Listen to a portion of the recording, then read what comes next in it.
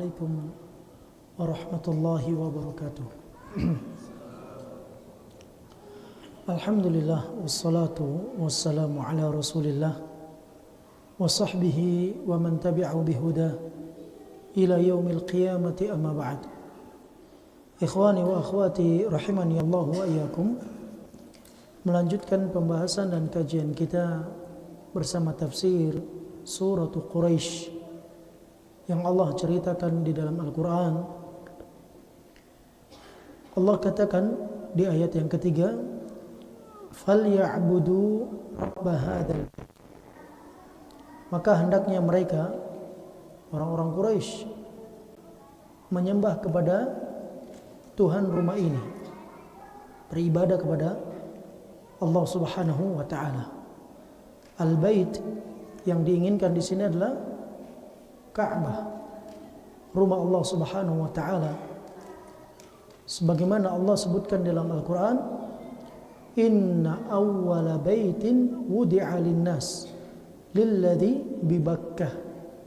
Sesungguhnya rumah pertama yang pernah Allah Subhanahu wa Ta'ala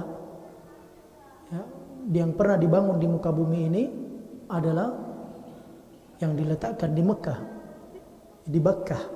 Dahulu Makkah disebut dengan Bakkah, sekarang dinamakan dengan Makkah. Yang diinginkan adalah Ka'bah.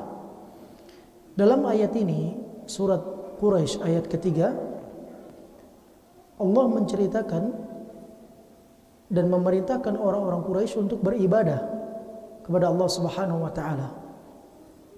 Allah menggunakan bahasa Rabba hadzal bait. Rabb, Ibnu Utsaimin rahimahullah taala menyebutkan memiliki tiga makna. Yang pertama al-mulk atau al-malik. Yang kedua al-tasarruf wal mutadabbir. Yang pertama adalah yang memiliki. Yang kedua al-mutasarrif wal mutadabbir, yang mengatur. Yang ketiga al-khaliq, yang mencipta. Allah menggunakan bahasa Rabb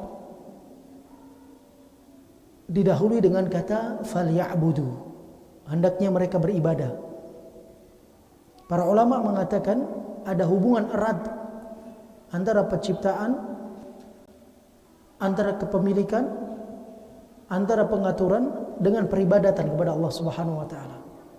Allah menggunakan bahasa Rabb dengan tujuan manusia beribadah kepadanya, karena mereka mengetahui Allah yang kasih rezekinya, Allah yang ciptakan dirinya, Allah yang mengatur kehidupannya, Allah yang memberikan keamanannya, Allah yang memberikan seluruh nikmat, maka hendaknya dia beribadah kepadanya. Jangan beribadah kepada yang lainnya. Ada hubungan erat antara ketuhanan Allah Subhanahu wa Ta'ala dengan Rabb yang Allah sebutkan di sini. Falyabudu, maka hendaknya mereka beribadah kepada Allah Subhanahu wa Ta'ala, Rabb hadzal bait, Rabb, pemilik rumah ini, yaitu rumah ini yang diinginkan adalah Ka'bah. Karena mereka sudah mendapatkan nikmat yang Allah berikan kepada mereka. Ketika Allah menceritakan li'ila fi Quraisy, para ulama tafsir memaknakan dua makna. Yang pertama, li'ilaf adalah kebiasaan orang-orang Quraisy. Hendaknya manusia itu takjub dengan kebiasaan orang-orang Quraisy, yang mana mereka melakukan perjalanan di musim dingin ke Yaman, musim panas ke Syam. Melakukan perjalanan tersebut, mereka dalam kondisi aman, dalam kondisi perlindungan dan seterusnya. Falyabudu, hendaknya mereka beribadah kepada Rabb hadzal bait, Tuhannya rumah ini, yaitu Allah Subhanahu wa Ta'ala. Karena mereka sudah mendapatkan perlindungan, keamanan dari Allah Subhanahu wa Ta'ala, di antara bentuk syukur kepada Allah, beribadah kepadanya. Semakin seseorang mendapatkan nikmat, harusnya semakin banyak syukurnya.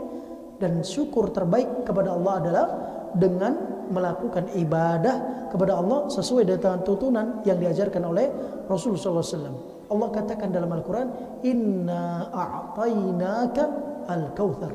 Setelah Allah memberikan al-kawthar kepada Nabi SAW, telaga Kautsar yang disebutkan oleh para ulama Al-Kautsar ini satu di antara nama surga. Surga Al-Kautsar. Ada yang mengatakan telaga yang berada di tengah-tengah surga, yang berada di surga. Dan haud, telaga Nabi SAW yang dikatakan Al-Haud, itu bukan Kautsar. Haud sendiri, haud itu adanya di mahsyar. Air yang mengalir di haud itu adalah corong yang mengalir daripada telaga Kautsar. Dua corongnya terbuat dari emas dan perak. Airnya mengalir sampai di telaga Rasul sallallahu alaihi wasallam dari surga. Dan telaga itu ada di mahsyar, telaga haud. Sedangkan Al-Kautsar berada di surga. Inna a'tainakal kautsar. Kami sudah berikan kepada Muhammad Al-Kautsar. Fasalli. Maka hendaknya kamu salat. Lihat, ibadah. Itu ibadah. Setelah dapat nikmat, ibadah. Bukan semakin menjauh kepada Allah. Sebagai manusia, ketika dapat nikmat dari Allah Subhanahu wa taala, malah jauh. Lupa dengan Tuhannya. Seperti Fir'aun. Seperti Qarun. Semakin besar nikmat yang dimilikinya, semakin besar kerajaan yang dimilikinya, mengaku Tuhan. Sedangkan Qarun, ketika dia disuruh keluarkan bagian hartanya, dia katakan innama utitu min ilmin indi. Itu semua aku dapat, bukan karena Allah, tapi karena aku cerdas. Subhanallah. Lihat Qarun, merasa dirinya hebat, merasa dirinya pintar, sehingga rezeki yang dia dapat bukan dari Rabb katanya, tapi dari kecerdasan. Min ilmin indi, kata dia, dari ilmu yang aku punya. Sebagian orang seperti itu, dapat rezeki yang bagus, dapat rezeki yang memuaskan, dia kira karena kecerdasan intelektualitas yang ada pada dirinya, atau karena ijazah yang dia miliki, atau karena skill yang dia punya. Bukan. Kalau kita mendapatkan nikmat rezeki karena skill yang kita punya, banyak orang yang lebih pintar dari kita, banyak orang yang lebih berskill dari kita, tetapi dia tidak terpilih mendapatkan pekerjaan itu. Ada orang-orang yang terpilih dari skill, dia lebih tidak lebih pintar daripada kita. Mungkin kita punya teman sekolah dari SD, SMP, SMA sampai kuliah. Kita tahu EQ dia, kita tahu tingkat kecerdasannya dia. Waktu kita duduk bareng, mungkin tanda kutip dulu pernah nyontek sama dia. Waktu bekerja kita jadi bos, dia jadi bawahan. Kok bisa? Allah yang ngatur. Yang kasih rezeki itu Allah, bukan skill yang dia punya, bukan ijazah yang dia punya, bukan kecerdasan yang dia miliki. Oleh karena itu, falyabudu, hendaknya beribadah kepada Allah Subhanahu wa taala. Rabb hadzal bait, dia yang memiliki rumah ini, yaitu Ka'bah. Ibnu Utsaimin rahimahullah taala menyebutkan di dalam tafsir beliau, hendaknya orang ketika membaca surat ini di ayat ketiga dia berhenti, jangan dilanjut. Li'ilafi Quraisy ilafihim rihlatash shita'i was-sayf falya'budu rabb hadzal bait. Berhenti, jangan dilanjut. Kalau dia langsung lanjut, orang mengira ya kita harus menyembah kepada Ka'bahnya, bukan menyembah kepada Allahnya. Makanya Syekh Ibnu Utsaimin menyebutkan hendaknya dia berhenti, falyabudu rabb hadzal bait, ya, Tuhan rumah ini, yaitu Ka'bah. Bukan menyembah kepada Ka'bahnya, tapi menyembah kepada Tuhan rumah ini. Orang yang tawaf di Ka'bah dalam keyakinan menyembah Ka'bah musyrik. Apa beda kita dengan orang-orang yang menyembah kepada selain Allah? Patung, berhala, pekuburan, gunung-gunung, lautan, mentari, para nabi, para rasul, malaikat, matahari, bintang-bintang yang mereka sembah. Sehingga mereka mengatakan, itu kalian nyembah patung juga? Apa itu? Kotak. Bedanya patung kami berbentuk manusia, berbentuk hewan, berbentuk pohon-pohonan dan lain sebagainya. Kalau patung kalian berbentuk kotak. Kita tidak menyembah kepada Ka'bah. Orang yang menyembah kepada Ka'bah syirkul akbar, syirik besar. Makanya terkadang orang yang haji dan umrah itu dia berada di ambang, kalau tidak memiliki ilmu, bisa jadi jatuh kepada kesyirikan, bisa jadi dia murni mentauhidkan Allah. bisa jadi dia jatuh kepada riya. Ada orang yang ibadah sambil tawaf, sambil selfie-selfie. Ya kan? Nah, tujuannya apa? Oh, untuk motivasi orang awalnya. Akhirnya ingin dipuji. Namanya apa? Riya. Ada orang yang ketika di Ka'bah dia mutar-mutar, kemudian dia memeluk-meluk Ka'bah dalam keyakinan bahwasanya Ka'bah itulah yang kasih rezeki. Ini apa namanya? Syirkun. Kesyirikan, enggak boleh. Tapi falyabudu rabb hadzal bait. Hendaknya kalian menyembah kepada Tuhannya rumah itu. Siapa? Allah Jalla wa'ala. Yang menyembah kepada Allah itulah yang dikatakan muwahhid, yang bertauhid, yang mengesahkan peribadatan murni hanya kepada Allah. Kalau mereka berkata, kalian menyembah kepada kotak, kami menyembah kepada patung berbentuk pohon dan seterusnya, kami tidak menyembah kepada Ka'bah. Kalau Tuhan kami katakan kami mengarah ke selatan, kami akan ke selatan. Kalau Tuhan kami katakan ke arah timur, kami akan timur. Kalau Tuhan kami katakan ke barat, kami katakan ke barat. Tapi perintah Allah Jalla wa'ala, kita ke arah Ka'bah, maka ikut ke arah Ka'bah. Bisa dipahami teman-teman? Makanya dahulu kiblat kita di mana? Di mana? Masjidil Aqsa, yang hampir terlupakan. Masjidil Aqsa itu satu di antara kiblat kaum muslimin yang pernah dijadikan kiblat, dan Nabi SAW pernah sholat mengarah ke Baitul Maqdis di Masjidil Aqsa selama 2 tahun lebih. Ada yang mengatakan 2 tahun setengah, ada yang mengatakan 3 tahun. Dan disebutkan antara sholat duhur atau asar, Nabi SAW ketika dalam kondisi sholat 2 rakaat menghadap Baitul Maqdis, 2 rakaat menghadap Ka'bah. Allahu Akbar. Dan Allah ceritakan tersebut, kisah ketika Nabi SAW dipindah kiblatnya. Allah katakan, qad nara taqalluba wajhika fis sama falanuwalliyannaka qiblatan tardaha fawalli wajhaka syatral masjidil haram. Kita itu wahai Muhammad sering kali melihat wajahmu naik ke langit, terus minta agar dipindahkan kiblat ke arah Ka'bah, ke arah Mekah. Karena kamu sering melakukan bolak-balik naik ke alas terus, maka kami pindahkan kiblat itu ke arah Ka'bah sampai saat ini dan sampai hari kiamat. Kenapa Ustaz berani ngomong sampai hari kiamat? Karena wahyu terputus setelah wafatnya Nabi SAW. Sehingga tidak akan ada perubahan hukum syariat sampai kiamat. Makanya apa yang bukan bagian agama di masa Nabi sampai hari kiamat bukan juga bagian agama. Apa yang menjadi bagian agama di masa Nabi sampai hari kiamat akan tetap menjadi bagian agama.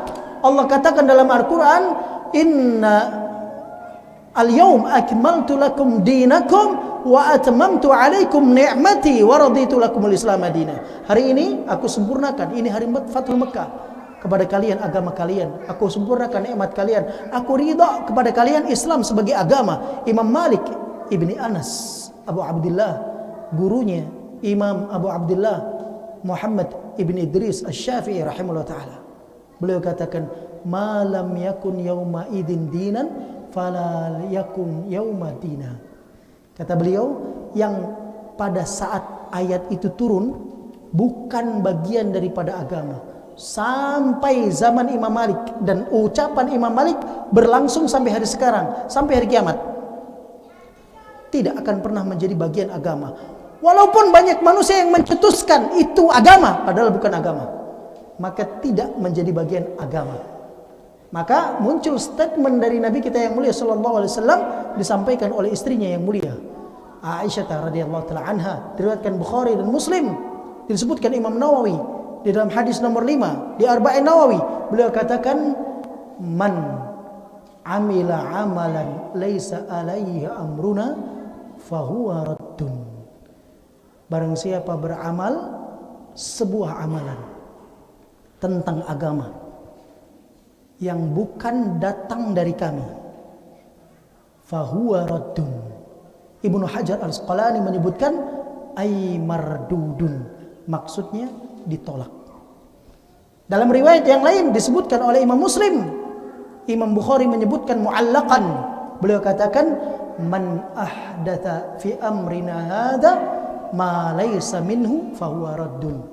Barang siapa yang membuat suatu ajaran yang baru yang belum pernah datang dari Rasulullah SAW, maka akan ditolak. Imam Syafi'i, Imam Malik rahimahullah taala, Imam Syafi'i rahimahullah taala mengatakan, man istahsana fid dini syara'. Barang siapa yang menganggap sebuah kebaikan di dalam agama itu bukan bagian daripada kebaikan, berarti dia telah membuat syariat baru.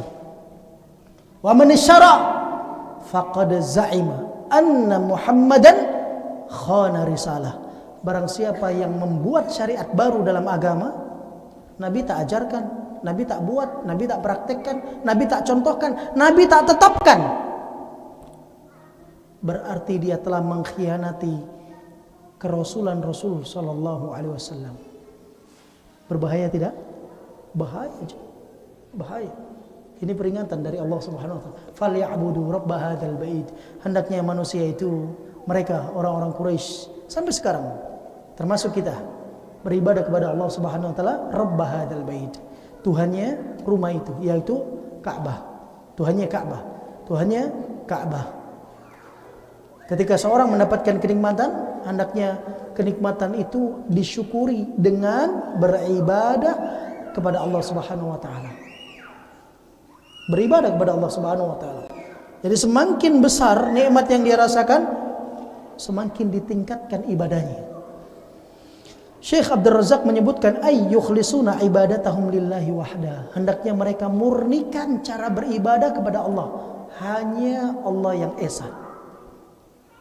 Yang dikatakan kesyirikan sebenarnya bukan hanya seorang yang tidak menyembah kepada Allah, bukan. Kalau orang yang tidak menyembah kepada Allah murni, itu namanya kafir. Bisa dipahamin? Ya? Kalau murni dia menyembah kepada selain Allah, itu namanya kafir. Terus yang namanya syirik itu apa, Ustaz? Dia menyembah kepada Allah, tapi juga menyembah kepada selain Allah. Namanya apa? Musyrik. Bisa dipahamin? Inilah yang sebenarnya musyrik. Salat dia, puasa dia, musim haji dia, sedekah dia, mengeluarkan zakat, keluarkan zakatnya. Subhanallah. Ketika ketimpa musibah, ketimpa bala, meminta bukan kepada Allah. Meminta kepada siapa? Kepada selain daripada Allah. Datang ke fulani, ada ritual ini, ritual itu, dan biasanya di kamuflase. Kamu zikir 1000 kali, selawat 2000 kali, puasa 2-3 hari, sedekah, jangan pernah tinggalkan sholat, baca ayat ini, di kamuflase. Karena kalau dikasih racun murni, kita akan tolak. Tapi bagaimana caranya biar diterima? Dicampur adukkan. Itu yang Allah sebutkan. Wala talbisul haqqa bil batil wa taktumul haqqa wa antum ta'lamun. Kalian jangan campur adukkan antara yang hak dan yang batil. Kemudian kalian sembunyikan yang hak sementara kalian mengetahuinya. Itu manusia sekarang jemaah, dijebak. Kalau antum dikasih racun langsung, antum akan tolak. Tapi caranya bagaimana? Dikasih bolu dulu, dibubui racun jadi toppingnya, atau dimasukkan di dalamnya bercampur dengan coklatnya. Kalau dimakan akan memberikan efek, kemudian akan mati. Demikian yang dilakukan oleh sebagian musuh agama kita. Oleh karena itu kita harus belajar betul-betul mentauhidkan Allah yang sebenarnya. Beribadah murni hanya kepada Allah, bukan kepada yang lainnya. Sebagian manusia saat ini ketika mereka mendapatkan rezeki di laut, bersyukurnya kepada siapa? Kepada penghuni laut. Ketika mendapatkan rezeki di sawah, bersedekahnya kepada siapa? Yang di sawah. Potong kambingnya, potong sapinya, potong ininya, potong itunya di sana. Ada apa? Ada keyakinan yang meski dipertanyakan. Apa keyakinan itu? Kalau dia yakin Allah yang memberikan rezeki dengan penjagaan-penjagaan di sawah itu, ini perbuatan baru dalam agama. Tapi kalau dia yakin yang memberikan perlindungan dan keamanan itu penghuni sawah, penghuni laut, hada ainus syirik. Inilah syirik sebenarnya. Salat dia, salat. Betul? Bahkan ketika menyembelih hewannya, dia sambil baca apa? Bismillah. Ketika dia baca bismillah, diperuntukkan kepada selain Allah, maka itu tidak halal dagingnya. Walaupun dia baca bismillah. Kenapa? Karena sudah diperuntukkan kepada Allah. Innama harrama rabbiya.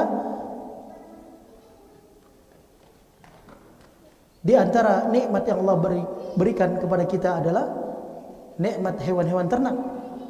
Kata Allah Subhanahu wa taala, "Wa ma uhilla bihi li ghairillah." Dan apa yang disembelih untuk selain daripada Allah, maka tidak dibolehkan untuk dimakan jemaah. Diharamkan. Diharamkan. Baik, selanjutnya beliau mengatakan, "Falyabudu rabb hadzal bait ay yukhlisu ibadatahum lillahi wahdah." Hendaknya mereka memurnikan ibadahnya hanya kepada Allah Subhanahu wa taala. Mukhlisina lahuddin, ikhlas ibadah hanya kepada Allah. Fala yaj'alu ma'ahu syarikan, tidak menjadikan sekutu kepada Allah Subhanahu wa taala. Berarti ada kaitan erat tentang penciptaan, pengaturan dan kepemilikan Allah dalam segala hal di alam semesta ini dengan beribadah kepadanya. Karena dia yang mencipta, yang mengatur, yang memiliki, maka dia satu-satunya zat yang pantas untuk diibadahi. Ini di ayat yang ketiga. Ayat yang keempat Allah katakan, "Alladzi at'amahum min ju' wa amanahum min khauf." Dialah Allah yang memberikan kepada mereka makan, min ju', untuk menghilangkan rasa lapar, wa amanahum, dan memberikan keamanan bagi mereka, min khauf, dari rasa takut. Dalam ayat keempat ini Allah Subhanahu wa taala menggabungkan dua nikmat. Nikmat zahir dan nikmat batin. Nikmat zahir itu bagaimana? Nikmat Allah berikan makan agar hilang rasa lapar. Ini nikmat zahir yang tampak. Nikmat yang kedua nikmat batin. Yang mana itu nikmat batinnya? Nikmat rasa aman. Orang merasa aman, hilang rasa takut. Di mana rasa itu? Di sini jemaah. Di batinnya. Dan ini puncak nikmat di atas nikmat. Tidak ada satu nikmat yang mengalahkan dua nikmat ini dibandingkan nikmat Islam, iman dan sunnah. Selain daripada nikmat Islam, iman dan sunnah, atau sehat dan waktu luang, maka tidak ada nikmat di atas dua nikmat ini. Nikmat kenyang dan nikmat aman. Ustaz, saya orang kaya, sekaya apapun kamu, kalau kamu nggak aman, kamu tidak akan merasa nyaman. Bahkan orang kaya itu semakin takut kalau negerinya tak aman, karena semakin sibuk menjaga hartanya. Semakin ada ketidakamanan, semakin rasa takut yang dia miliki dari harta yang dimiliki, karena penjagaannya semakin susah, semakin sulit. Dan kita sudah rasakan di negeri ini, khususnya di tempat kita, sudah pernah merasakan kejadian itu sebagai sejarah dalam hidup kita yang tidak bisa dicoret dan tidak bisa dihapuskan. Betul jemaah? Gimana dahulu waktu mau keluar rumah? Takut. Punya uang? Punya benda-benda berharga? Punya. Tapi tidurnya di kasur yang empuk? Iya. Aman gak? Gak aman. Enak tidur? Enggak. Kenapa? Nikmat itu hilang. Makanya nikmat ini harus kita jaga. Nikmat apa? nikmat aman dan nikmat kenyang. Bahkan Nabi SAW pernah menyebutkan dalam sebuah hadis diriwayatkan oleh Imam Bukhari, "Man asbaha minkum aminan fi sirbi, mu'afan fi jasadi, indahu qutu yaumi, fa ka'annat hijat lahu dunya." Allahu Akbar. Kata Nabi SAW, barang siapa bangun pagi aman keluarganya, di rumahnya aman, nggak dengar suara ledakan, nggak ada dengar suara maling-maling, nggak ada dengar suara perkelahian, aman di rumahnya. Mu'afan fi jasadi, sehat jasadnya. Indahu qutu yaumi, punya makanan hari itu. Lihat, rasa aman dan punya makan hari itu. Orang aman kalau nggak punya makan repot juga, kan gitu ya. Maka dua nikmat ini nikmat yang sangat besar, sehingga Allah sebutkan dalam Al-Quran, dan para ulama menyebutkan ini Allah jadikan dua lambang nikmat, zahir dan batin, rasa aman dan kenyang. Nikmat zahir itu nikmat kenyang, nikmat batin itu nikmat rasa aman. Maka jangan sampai dirusak keamanan di sebuah negeri. Ketika sebuah negeri itu sudah tak aman lagi, akan hancur penduduknya, akan hancur. Maka Islam itu menjaga persatuan. Wa'tasimu bihablillahi jami'an, bertegang teguh kalian semua bersama-sama di tangan dengan memegang tali Allah Subhanahu wa taala. Nabi SAW katakan, yadullah ma'al jamaah, tangan Allah bersama jamaah. Nabi katakan, jama'atur rahmah wal furqatu azab. Jamaah itu mendatangkan rahmat, pertikaian mendatangkan azab. Suatu ketika Nabi SAW keluar untuk mengkhabarkan kepada para sahabat tentang Lailatul Qadar. Ada yang tahu kapan Lailatul Qadar terjadi? Ada yang tahu? Silakan, Pak.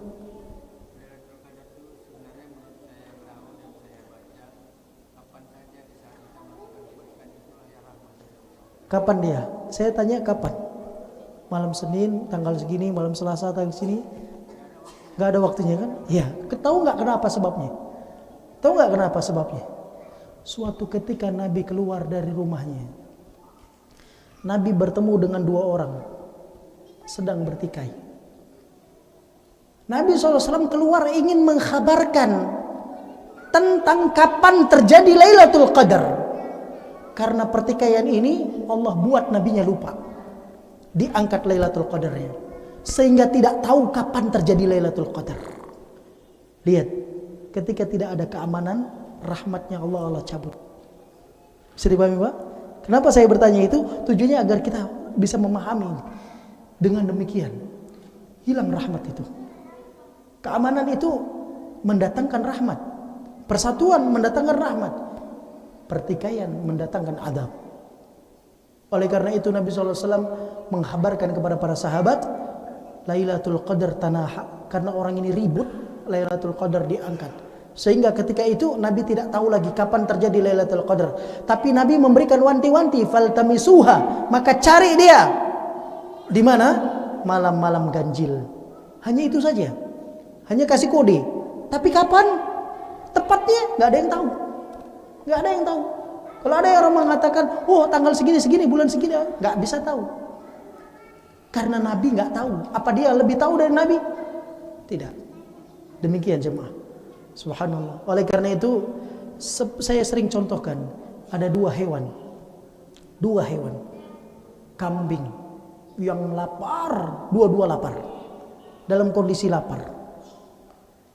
Yang satu sehat, yang satu sakit.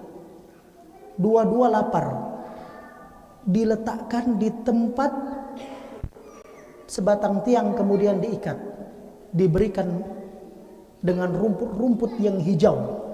Antara dua kambing ini, yang sehat dan yang sakit, mana yang paling lahap makan rumput hijau itu?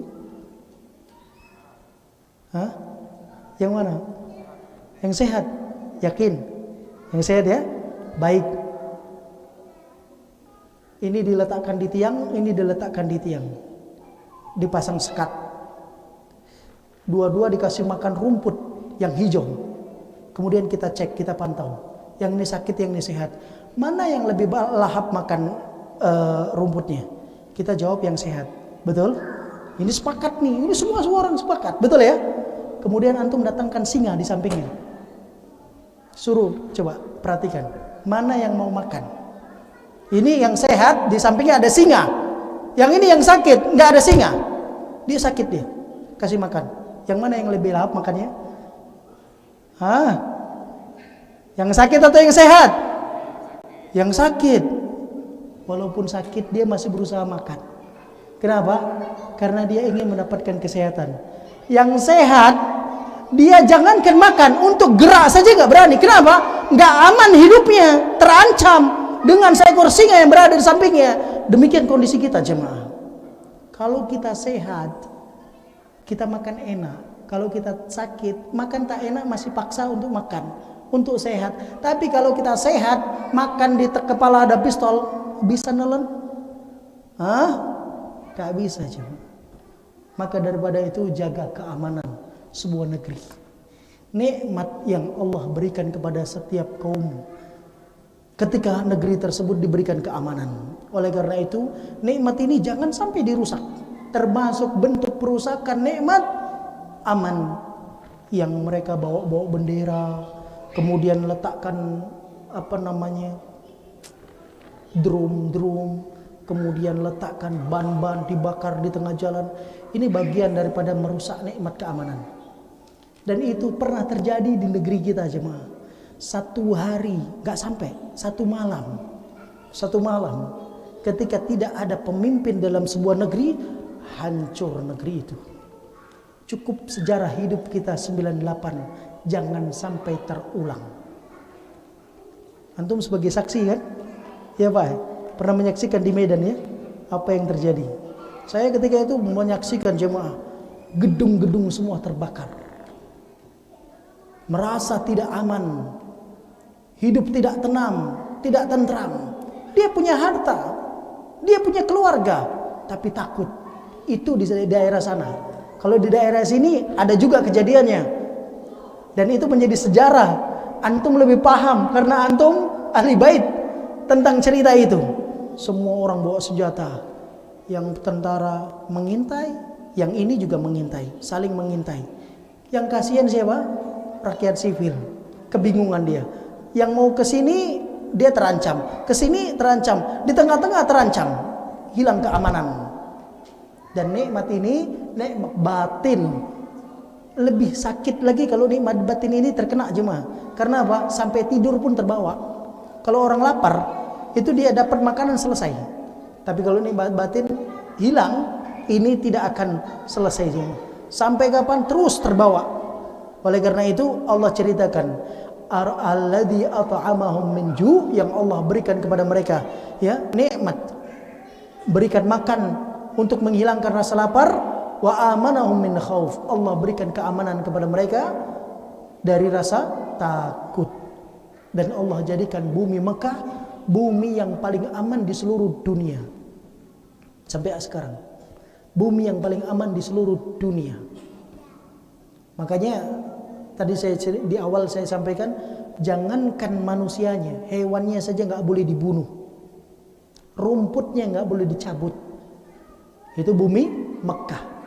Sampai kapan? Sampai kiamat. Dan itu penjagaan dari Allah Subhanahu wa taala. Allahu a'lam bishawab. Mungkin ini yang kita sampaikan.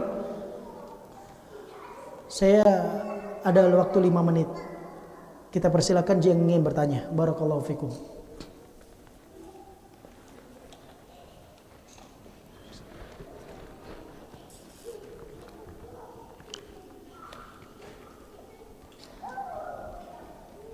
Baik, jika tidak ada, kita tutup dengan doa kafaratul majlis.